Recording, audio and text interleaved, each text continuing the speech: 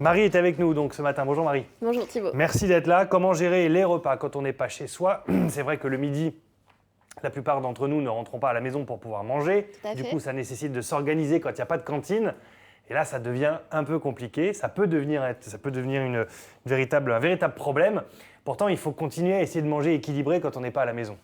Oui, alors principalement, on rappelle que le repas le plus important de la journée après le petit déjeuner, c'est le repas du midi. Donc c'est là où il ne faut pas justement le négliger. Et bien souvent, quand on travaille, on ne peut pas forcément rentrer à la maison. Donc après, il y a plusieurs solutions. Il existe les brasseries, il y a la cantine, s'il y a une cantine d'entreprise. Il y a aussi les sandwicheries, les fast-food. Et après, on peut aussi faire ses repas en général ou alors acheter des repas, ce qu'on appelle industriels. Après, il faut pouvoir faire le bon choix dans tout ça. L'idéal, ça serait de faire son petit repas, c'est-à-dire son petit tupperware avec tout ce qu'il faut sur l'équilibre alimentaire. En plus, on peut y mettre la quantité qu'il nous faut, la qualité. Et en général, on est bien calé, donc ça serait l'idéal. Après, si on dispose d'une cantine, pourquoi pas? Après, c'est pas le cas de tout le monde. Et à la cantine, il faut juste essayer de bien faire le choix. En général, ils sont censés équilibrer les repas, censés être validés par des professionnels de santé.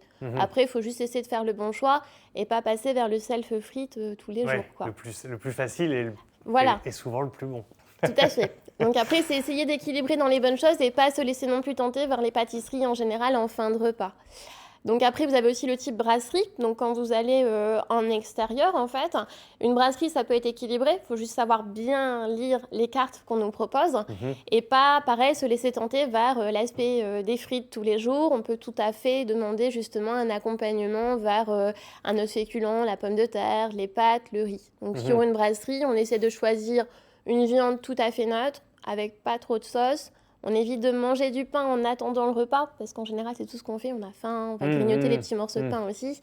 Et après, pareil, on ne se laisse pas trop tenter tous les jours vers le petit café gourmand, quoi. Ouais. Donc ça, il faut faire attention. L'idéal, c'est par exemple, dans une brasserie, c'est de faire un plat neutre avec une viande, un peu de féculents, un peu de légumes, finir par un fromage blanc ou pouvoir amener son petit fruit et le manger au bureau quand on rentre. Ça, c'est quand c'est quotidien, on va dire. Voilà, c'est ça, quand c'est quotidien. Après, occasionnellement, on va se faire bien sûr plaisir, le petit dessert, le petit café gourmand, 1 à 2 fois la semaine, ça, il n'y a pas de problème en fait. N'hésitez pas à interagir avec nous sur Facebook et nous dire comment vous, chez vous et de votre côté, vous faites quand vous ne mangez pas chez vous le midi justement, comment est-ce que vous vous organisez. La plupart du temps, on essaie de préparer des choses chez soi la veille pour le lendemain. Ça demande une véritable organisation. Pourtant, c'est important parce que c'est quand même ce déjeuner, c'est 50% des apports en énergie de la journée, quoi. Donc, faut pas le bâcler. Faut pas le bâcler. Après, l'idéal, c'est au moins de le faire 3 à 4 fois la semaine. Après, bon, c'est vrai que des moments, c'est la problématique, c'est on peut pas réchauffer. Maintenant, il existe ce qu'on appelle les petits thermos repas, qui fait que l'on réchauffe le matin, ça garde bien au chaud pendant 6 à 12 heures. Donc ça peut être possible aussi en général, en fait. On l'a vu passer, c'est une espèce de petite glacière, glacière dans laquelle ça garde la chaleur tout au long. Voilà, celle est là. Alors, ça, c'est la glacière basique. C'était plutôt le thermo juste avant, en fait. Donc, c'est un système de thermo, mais de l'eau chaude à l'intérieur. Donc, comme là, vous avez les bases de soupe, en fait. Et le compartiment où on met l'aliment chaud à l'intérieur. Donc, ça, c'est l'idéal, en fait. Comment est-ce qu'on s'organise pour que ce soit varié et surtout de faire en sorte que ça puisse passer la soirée, la nuit et la matinée du lendemain? C'est-à-dire que pour qu'on puisse manger un truc bon le lendemain midi, il faut quand même anticiper un peu, préparer des choses qui se conservent bien. Alors, pour préparer le repas, c'est ça? Pour préparer le repas du midi, par exemple, en fait, quand vous préparez un repas, moi, si je prends par exemple, moi personnellement, je prépare mes repas le midi, je vais préparer le dimanche jusqu'au mercredi. On peut préparer à J+3. Par exemple, vous faites cuire des pâtes, vous mettez un petit peu de jambon à l'intérieur et des tomates, et vous pouvez laisser ça au frigo pendant au moins 3 jours. Donc le matin, avant de partir, vous mettez ça dans un petit sachet hermétique, et en général, ça se conserve très très bien en fait. Ouais. La tendance aussi, en fonction de l'endroit où on est situé par rapport au travail, le fast-food, c'est bon, c'est attirant, mais à consommer avec modération. C'est-à-dire qu'il faut essayer de ne pas y aller trop souvent. Voilà, alors ça reste bon en termes de goût en bouche, c'est très attirant parce que c'est gras et c'est salé, donc ça donne envie d'en manger davantage. Je dirais pas plus d'1 fois la semaine parce que comme c'est considéré d'une base de pain, du coup, c'est digéré beaucoup plus vite, en fait. Après, le fast-food, si on mange que le sandwich avec une petite frite, voire une salade, qu'on met pas trop de sauce, voire pas du tout, qu'on consomme pas les sodas et qu'on consomme pas de dessert, ça peut être équilibré. Mais comme c'est digéré plus vite, on a une sensation de faim plus importante, donc on va les manger plus sur le soir. Ouais. Donc, une fois de temps en temps, oui, mais il faut que ça reste justement dans les proportions adéquates, en fait. Donc, c'est-à-dire, le sandwich, on ne va pas dans les fast-foods manger des salades, on est bien d'accord. Et il faut savoir qu'en comparaison, des moments, les salades sont plus caloriques que les hamburgers en général. Donc, on se fait plaisir sur le hamburger, la petite frite, pas trop de sauce et tout va bien, en fait.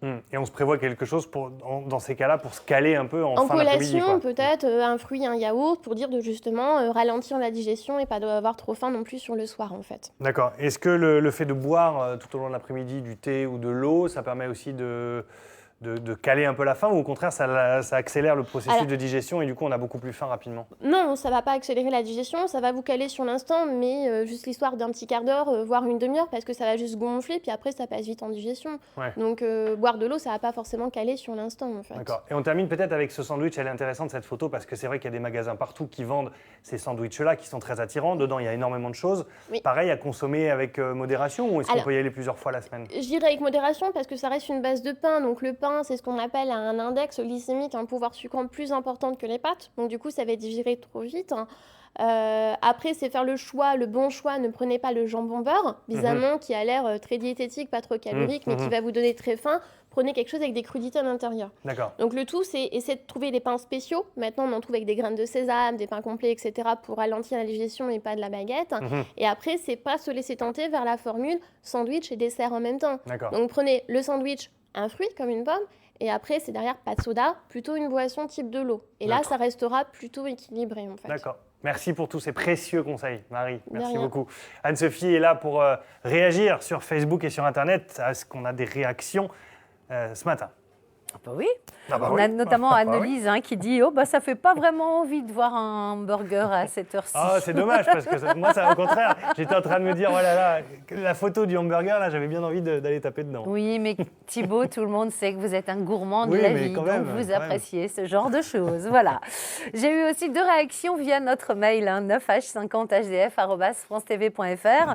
On a David qui nous dit « Moi, j'ai la chance d'avoir une épouse qui cuisine, donc tous les soirs, lorsqu'elle prépare le repas, elle fait un peu plus en quantité et le lendemain midi, au boulot, comme il y a un micro-ondes, eh bien, je réchauffe ma part. » Et puis, on a Véronique qui, elle, dit l'une des clés de ma liberté, c'est de préparer à l'avance. En fait, elle établit sa petite liste de courses, elle fait tout en double, elle cuisine le week-end. Bravo, Véronique, vous êtes vraiment au top. Et donc, comme ça, elle congèle. Et puis, au fur et à mesure, dans la semaine, elle et son époux décongèlent des petits plats. Elle dit, au moins, on est sûr de ce qu'on mange, on est sûr des origines de nos produits. Et c'est très, très bon de manger ça tous les midis. Atelier vous êtes d'accord avec cuisine nous, le Marie, dimanche. bien évidemment. Tout à fait. Mais moi, personnellement, c'est ce que je fais le dimanche, pendant au moins 1 heure. Je vais essayer justement de cuisiner au moins jusqu'au mercredi les repas du midi et du soir. Comme ça, même le soir, quand on rentre, on n'a plus qu'à réchauffer directement, quoi. Après, le tout, c'est d'avoir une bonne organisation. Oui, Faire pourquoi pas un menu dans la semaine pour être sûr vraiment de ce qu'on va faire. Comme ça, on peut anticiper quand on va faire les courses, on n'achète pas plus. Et on sait aussi ce qu'on doit faire et cuisiner en général, quoi.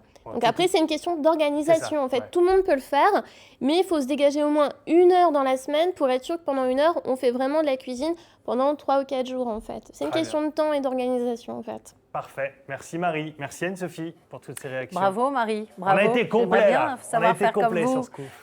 Voilà. Ça va peut-être être une de nos résolutions 2018, Thibaut, de cuisiner à l'avance. Exactement. Merci Anne-Sophie.